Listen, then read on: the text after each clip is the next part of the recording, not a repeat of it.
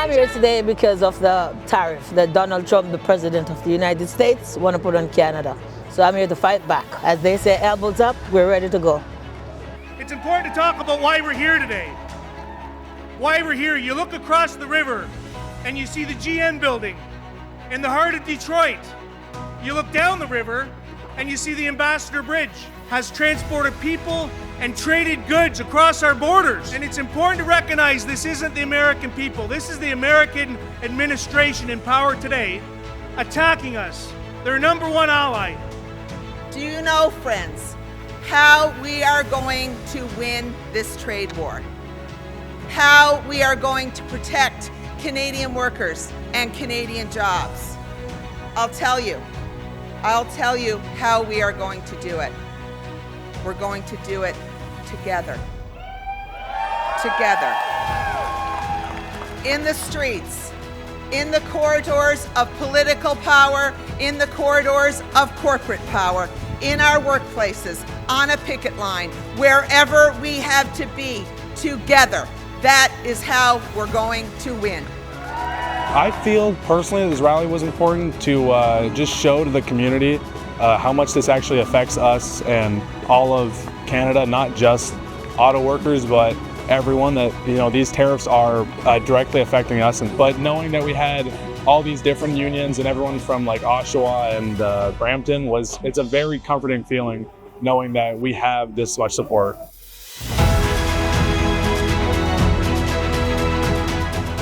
If the President, Donald Trump, continue with his threat to impose tariff, the North American industry will face serious consequences, including our job.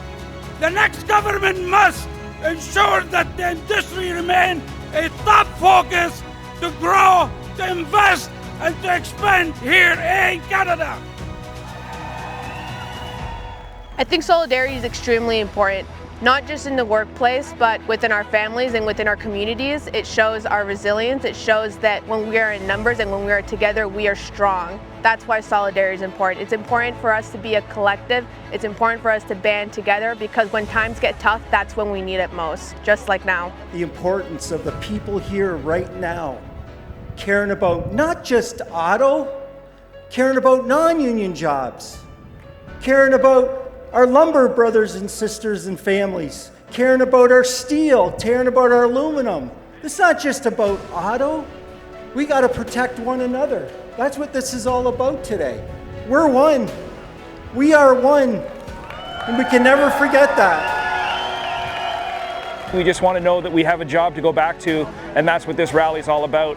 Supporting Canadian jobs, good paying union Canadian jobs, and not letting another country dictate what happens here. This fight is about the future of Canada. It's not just about protecting the jobs we have today, it's about seizing the opportunity to build a more sustainable, self-reliant economy that supports workers in every province and sector. Joining a Canadian union is how we fight back. With our jobs and industries on the line, there has never been a more critical time to unite and harness the collective power of unions. We're going to keep fighting for every job, for every worker, and for every community. Solidarity, Unifor family! So everybody's going through a really hard time right now. We can all support each other, and that's why I'm here, and that's why we're all here. When we're all together, we're showing that a clerical worker like Bell Canada, myself, can support an auto worker, and an auto worker can support a healthcare worker, and we can all support retail workers. Having a union means that we're stronger together, and when we fight, we win. We want to remind President Trump that the U.S. does need our Canadian lumber. Yes. But more importantly, we need to remind Canadians that Canadians need Canadian lumber. Unifor is calling all levels of government to develop an industrial strategy for forestry, building a more sustainable, inclusive, and innovative forestry industry for future generations. Some people say the fight of public sector and private sector workers aren't the same fight, but they're wrong. Because when trade wars crash our economy, healthcare funding suffers. When auto plants close, so do hospital units. We are the workers, the caregivers, the ones doing the hardest job for the lowest pay. I'm from Windsor, and in Windsor, we've lived it.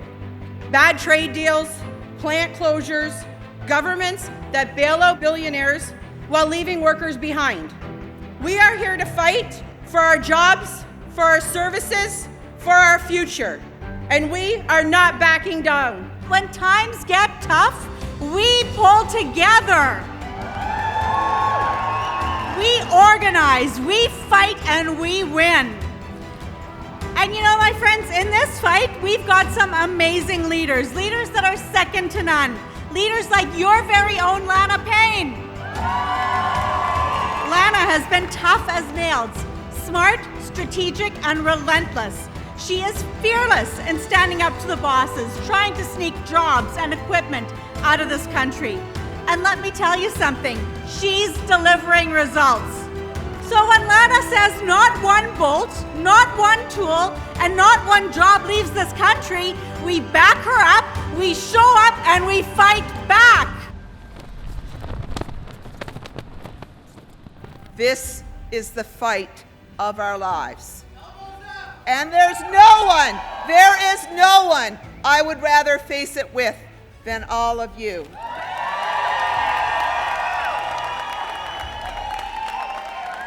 Our plants, our jobs, our communities, our country, we're fighting for all of it right now.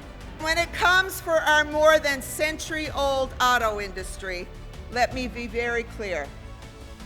To Donald Trump and to the automakers over there, because we got a message for them too. You expect to sell here, you goddamn well better be building here. Let's make a promise to each other as trade unionists, as Canadians, and as workers. Let's stand together, let's fight together, let's lift each other up, because we have jobs to protect, we have a country to defend, and we have a great union to see us through it all. So let's go.